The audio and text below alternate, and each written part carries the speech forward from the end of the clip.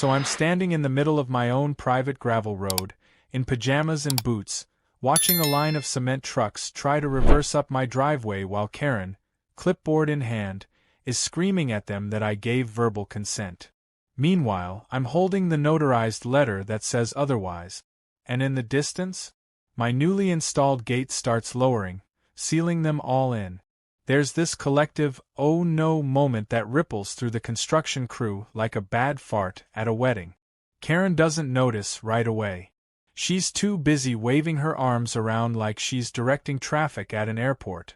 But the moment that gate hits the gravel with a metallic thunk, and that red "access revoked" light starts blinking, she finally spins around, and freezes like a raccoon caught with a flashlight to the face. And in that moment, I'm not mad anymore. I'm just curious.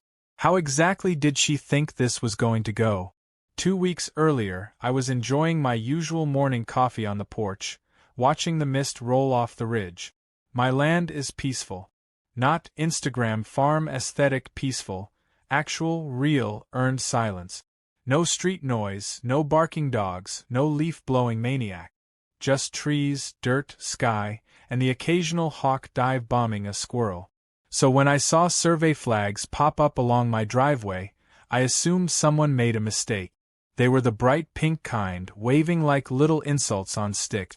I followed the flags down the half-mile stretch of gravel to the main road and found a white SUV idling at the entrance, hazard lights blinking. That's when I met Karen. Khaki capris, pastel blouse, sunglasses that probably cost more than my first truck.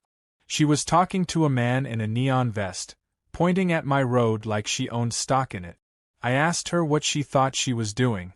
She introduced herself as the HOA president of Whispering Bluffs, like it was a military title. Apparently, her brand-new HOA neighborhood, barely 6 months old, was behind schedule on construction. They needed emergency temporary access, 4 delivery trucks and cement pours. According to her, my road was technically within the easement zone and the most logical route. I told her no. Politely at first. She insisted she'd already spoken with the county. I said, great. They'll confirm it's my road. And I thought that was the end of it. It wasn't. 2 days later, a backhoe rumbled down my driveway like it was taking a Sunday stroll, followed by a landscaping truck. Then 2 men in orange vests tried to unload a porta-potty directly across from my mailbox. I was in disbelief. Not the kind of disbelief where you yell and throw things. No, this was the kind where you just stand there, mouth open, holding a coffee cup like it's the only thing tethering you to reality. I asked the workers who authorized this. They said, Karen. That was their only answer. Like she was some HOA oracle granting divine permissions. That night, I dug out every document I had. The title deed, the parcel map, the easement terms, the county survey. My road, every foot of it, was private. Not shared. Not public. Not in any way theirs to use. And just to be extra clear, I had a notarized letter drafted the next morning, stating in simple language that no HOA, resident or contractor had permission to use my road for any reason. I hand-delivered it to Karen's house. She smiled, said thanks, and shut the door in my face. I thought that was a Karen mic drop. It wasn't. It was a smirk before a storm. Because the next day, I came home to find my mailbox uprooted, my gravel rutted by heavy tire tracks, and, no joke, a laminated sign posted at the edge of my land reading, Future Whispering Bluffs Access Point, thank you for your cooperation. That was the moment I realized this wasn't just ignorance or arrogance. It was war. She wasn't going to take no for an answer. So I stopped saying it. I stopped arguing. I stopped responding to her emails, which she started sending daily. Each one more passive-aggressive than the last, accusing me of delaying a community vision and obstructing progress. Meanwhile, I was quietly planning something far more obstructive than she could imagine. I called in a favor with a contractor friend, had him install a motorized gate just off the main road. Solar-powered, heavy-duty, and fast. I also bought a couple of motion sensors and a trail cam to capture any accidental entry. I didn't tell Karen. I didn't need to. She wasn't interested in listening anyway. Then I waited. This morning, it all came to a head. I was woken by the rumble of diesel engines and the sound of tires crunching gravel. Not one, not two, but 6 cement trucks lined up on my driveway. One had already started rotating its drum like it was ready to pour. Karen was out front with her clipboard, acting like she was managing a film shoot. I grabbed my coffee, slipped on my boots, and walked down in my pajamas. They say never argue with a fool, but I wasn't there to argue. I was there to watch. I asked the lead driver who authorized their entry. He said the HOA president had assured them it was approved. I held up my letter. Notarized. Dated. Legally binding. Then I turned and waved at the camera mounted to my fence post. Karen went pale. That's when the gate started lowering. The trucks were already inside. My property. My locked road. Her problem. And just when I thought this couldn't get more surreal, the driver stepped out of his truck and muttered, "So, are we stuck here now?" I shrugged. "Looks like it." Karen started dialing frantically. I overheard words like legal action, trespassing, and miscommunication. I just sipped my coffee. But here's the kicker. While she was panicking about the gate, one of the construction guys, older guy, maybe late 50s, walked over to me real casual and said, "You might want to check with zoning. They submitted the road plans using your parcel number." I blinked. "What?" He nodded. "Yeah. Blueprints say this road's part of the HOA development. Like it's already theirs."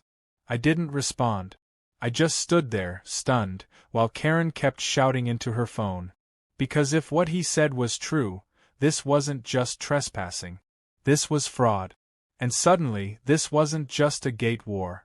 This was going to court. I didn't sleep much that night. I just kept replaying that contractor's words over and over again in my head. They submitted the road plans using your parcel number. At first, I thought maybe he was mistaken. Maybe he saw the wrong blueprints, or maybe it was some lazy clerk mistyping a number. But something about the way he said it, that quiet certainty, made my skin crawl. I fired up my old laptop and started digging through the county's online planning portal. Normally it's a mess of bad links and slow-loading PDFs, but I knew how to navigate it. I'd done freelance GIS mapping and parcel verification work for years. I searched for any permits filed under the HOA's development name. Sure enough, there it was, a PDF of their construction access application. And right there, in big bold type, the listed route included my parcel. My private road. No easement. No contract. No approval. Just stolen on paper. I stared at the screen, jaw clenched. This wasn't just Karen being clueless. This was Karen being calculated. She'd filed a fraudulent access route with the county, most likely assuming I wouldn't check. Or worse, that I wouldn't understand how to fight it. My name, my parcel number, and a hand-drawn road overlay had all been slipped into the plans like they belonged to her. The audacity wasn't just criminal, it was personal. I wasn't just being trampled on. I was being erased. The next morning, I called the county zoning office. Got transferred 3 times before I finally spoke to someone who sounded like they'd eaten their breakfast and didn't hate their job. I laid it out plainly. My parcel number had been used in a permit without my permission. I asked for the name on the submission. No surprise, it was Karen's. Her full name, listed as the HOA president and point of contact. The guy on the phone went silent for a long second, then sighed. "Yeah," he said, "we've had issues with that development already. I'll escalate this to the zoning board. But you'll need to file a formal complaint if you want them to review it." So I did. I filed the complaint. I attached a copy of my deed, the notarized letter denying access, a time-stamped trail cam photo of the trucks on my land, and even a screenshot of the PDF where my parcel was misused. Then I printed out 2 copies. One for the zoning board and one for my own records. because I had a feeling Karen wasn't going to back off quietly. And I was right. That afternoon, I found another surprise waiting for me at the base of my driveway. This time it wasn't a porta-potty or a backhoe. It was a person. A tall man in a cheap suit, holding a manila envelope and looking like he'd rather be anywhere else. He introduced himself as a process server. Karen had officially filed for a temporary injunction to force access through my road. She was accusing me of obstructing essential construction work. I couldn't help but laugh. Not a big belly laugh.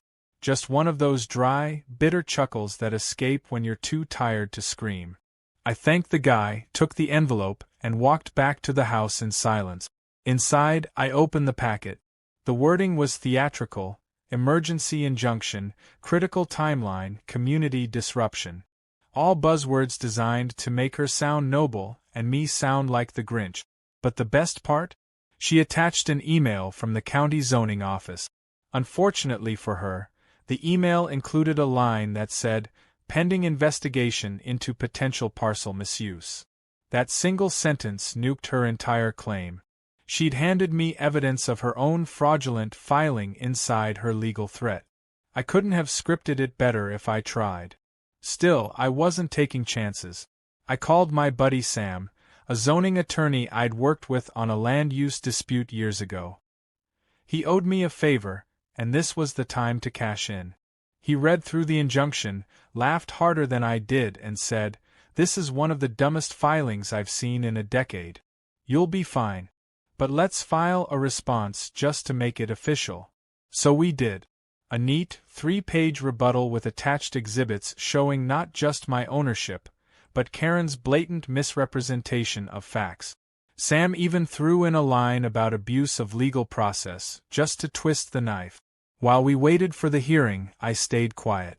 I didn't respond to HOA emails. I didn't answer the phone when an unfamiliar number popped up. But I did make one quiet purchase: a cheap tax lien lot right next to my main gate. Small, undeveloped, mostly scrub brush, but perfectly positioned. The entry point where the road met the public street was technically a separate parcel, and now it was mine. I bought it online for a few $1,000 and filed the paperwork the same day. Karen had no idea what was coming. The court date came faster than expected. I showed up in clean jeans and a tucked-in button-down. Karen arrived in full suburban battle armor, pearls, flats, and an entire binder of HOA documents that had absolutely nothing to do with the case. The judge skimmed the injunction, raised an eyebrow, then read our rebuttal. He didn't even ask questions. Just leaned back in his chair and said, "This is a matter of private property rights. The defendant has no legal obligation to provide access." Injunction denied. Karen tried to protest. He shut her down with one sentence: "Ma'am, you cannot submit someone else's land as part of your permit and expect them not to notice." She stormed out without looking at me. But I smiled all the way back to my truck. I figured that would be the end of it. But of course, Karen doesn't know how to lose. 3 days later, she sent a new letter, this time from a different law firm. A friendly mediation request, asking me to reconsider allowing temporary supervised access through my road. They were even offering to repair any incidental damage. I framed it, because that was the moment I knew I'd won. They were desperate, and I wasn't even done yet, because while all that was happening, the county zoning board had opened an official inquiry into the HOA's development plans. Apparently, I wasn't the first person to complain. Someone else, likely another landowner near the ridge, had filed a similar claim. And now the entire development project was under scrutiny. Access roads, lot lines, even the community sewer plan. Karen had opened a can of worms she couldn't close. But the final cherry on top? A call from the county assessor. They wanted to confirm whether the new gate at the parcel entrance was permanent, and whether I had any commercial plans for the access lot I'd just purchased. I told them it was just for privacy. They nodded, noted it, and mentioned they were reevaluating how the HOA had claimed road usage on their project map. I asked if that meant a fine or something. The guy chuckled and said, "Oh, it might mean a lot more than that." That night, I poured myself a drink, walked down to the gate, and watched the sunset through the trail cam monitor. The trucks hadn't come back. The road was quiet again. But something told me Karen wasn't done. She was quiet. Too quiet. And when a Karen gets quiet, that's when you double-check the lock. The quiet didn't last long. It never does with people like Karen. You'd think after being publicly shut down in court, personally embarrassed, and caught submitting fraudulent permits, she'd crawl back into her cul-de-sac and start a knitting club or something. But no. See, people like her don't learn the way normal people do. They don't reflect. They regroup. Like bad franchises with unlimited budget and no original ideas, they just keep rebooting their nonsense with a new title. And sure enough, about a week after the failed mediation letter, I heard the faint whine of a drone overhead. At first, I figured it was just some tech-savvy neighbor kid messing around. But when it came back the next day, then again 2 days after that, always hovering just above the tree line at the entrance to my road, I knew this wasn't recreational. I called the FAA's local office and asked if there were any registered flights near my property. The rep said nothing had been filed for that airspace and asked if I wanted to report unauthorized surveillance. I told him I'd think about it. Instead, I took a different route.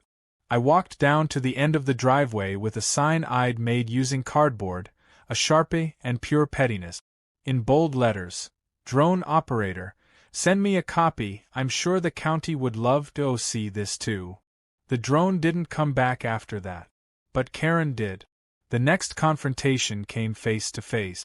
I was trimming brush near the fence line when I heard tires crunching on gravel. I turned, and there she was. Karen, arms crossed, sunglasses perched on her head like a tiara of entitlement. Behind her was a beat-up sedan I didn't recognize, some guy in business casual sitting inside like he was regretting every life decision that led him to this moment. Karen didn't say hello. She launched straight into her speech like she'd rehearsed it in front of a mirror. She said the HOA was offering to purchase access rights to my road, and they were prepared to be more than fair about compensation. I asked what she meant by fair. She named a number so low I thought she was joking. I laughed. She didn't. Then she added, "It would be easier if you agreed. You know. Before this becomes complicated." I looked at her for a long second. Not because I didn't know what to say, because I was trying to decide whether she had just threatened me, or if she genuinely thought that was diplomacy. I told her no. No deal, no talks, no access. I said, "You want a road? Build your own. I'm not here to subsidize your bad planning." She tried to protest, but I cut her off and pointed toward the newly acquired access lot, where a crew I hired had just finished installing a chain-link fence and a locking gate. Not a cheap one, either. This one had buried steel posts, concrete footers, and a remote camera rig mounted high enough to capture license plates. I waved. The camera blinked red. The guy in the sedan got out and muttered something about leaving. Karen stood there, red-faced, clearly not used to losing in person. She opened her mouth to say something but thought better of it. She left without another word. The following week, I got a letter from the county zoning board. Short, polite, but very clear. They had completed their investigation. The HOA was officially cited for multiple violations: misuse of parcel data, failure to disclose landowner communication, attempted use of private property without authorization, and, the best part, they would be reassessing the approval of construction permits tied to the access route. Translation? Karen's development was now stuck in bureaucratic limbo, with no road, no trucks, and no way forward without a massive rework of their plans. Now, you'd think that would be the climax, the big win. And it was sweet. But what made it even better was watching how the HOA residents themselves reacted once the truth started leaking out. They weren't happy. Turns out, being promised luxurious hilltop homes and easy commutes doesn't sit well when all the trucks vanish and progress halts. I started getting anonymous notes in my mailbox. Some were apologies. Some were desperate pleas. One just said, "She never told us it wasn't hers." That one made me laugh out loud. But not all the messages were friendly. Someone dumped a pile of gravel across the access lot one night. Sloppy, haphazard, but just enough to block the gate. I caught it on camera, of course. And while the footage was too grainy to prove who did it, I had my suspicions. Instead of calling the sheriff, I posted the footage on a local community forum. No names, just the caption, "Someone made a mess. Hope they come back and clean it up." 2 days later, the gravel was gone. I didn't have to lift a finger. Still, the tension lingered. Every time I went into town, I felt eyes on me. Whispers behind grocery shelves. A few neighbors who used to wave now stared or looked away. But that was fine. I wasn't here for approval. I was here for peace. And peace meant drawing boundaries. Literally. I took things a step further. I landscaped the access lot. Not just fenced it, but fully transformed it. Brought in some native shrubs, a stone garden path, a couple of birdhouses, and a nice little plaque that read, "Private family green space, no access beyond this point." It looked pleasant, almost quaint, unless you knew the backstory. Then it looked like the most beautiful middle finger in botanical form. But even after all this, I couldn't shake the feeling that Karen had one last move. People like her always do. They lie low, regroup, and wait for some tiny sliver of opportunity. And then they pounce.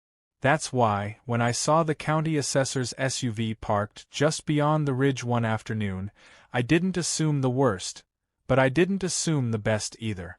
I walked up, introduced myself, and asked what brought them out.